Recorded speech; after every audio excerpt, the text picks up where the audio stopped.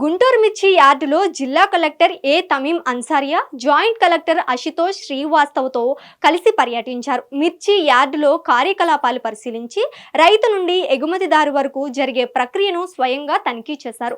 రైతుల శ్రేయస్సుకు సహకరించి కార్యకలాపాలు నిర్వహించాలని సూచించారు. మిర్చి యార్డులో కార్యకలాపాలను మార్కెటింగ్ శాఖ సహాయ సంచాలకులు సత్యనారాయణ చౌదరి, యార్డ్ ఇన్ఛార్జ్ సుబ్రహ్మణ్యం, వ్యాపారులు వివరించారు. మిర్చి యార్డులో రైతులే స్వయంగా పంటను విక్రయించడం జరుగుతుందని యార్డ్ అధికారులు కలెక్టర్కు తెలిపారు. ఉదయం 7 గంటల నుంచి కార్యకలాపాలు ప్రారంభమవుతాయని, 415 మంది ట్రేడర్లు ఉన్నారని, మార్కెట్ ధరకు అనుగుణంగా ఎగుమతి ధరలు ఉంటాయని, పంట కాలంలో 2 లక్షల బస్తా వరకు సరుకు వస్తుందని, మిగిలిన కాలంలో 50,000 బస్తాల వరకు వస్తాయని చెప్పారు. China, Thailand, Colombo, Indonesia, Malaysia తదితర దేశాలకు ఎక్కువ ఎగుమతులు జరుగుతున్నాయన్నారు. తేజ రకం ఎగుమతుల్లో ప్రధానమైనదని తెలిపారు. 334, 341 రకం స్థానిక వినియోగానికి ఉపయోగిస్తారని చెప్పారు. గతేడాది దిగుబడులు ఎక్కువగా ఉండటం, నాణ్యత కొంతమేర తక్కువగా ఉండటం వలన ధరలు తక్కువ ఉన్నాయని యార్డ్ అధికారులు కలెక్టర్ జెసీకి వివరించారు.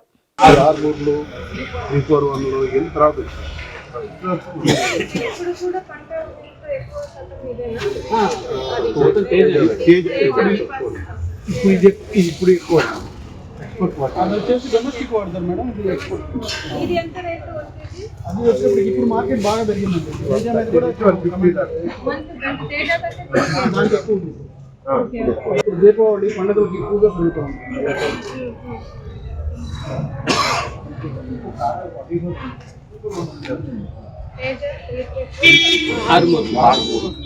ఇది మేజర్గా ఇంకా డొమెస్టిక్ 341 341 అయితే 150 to 160.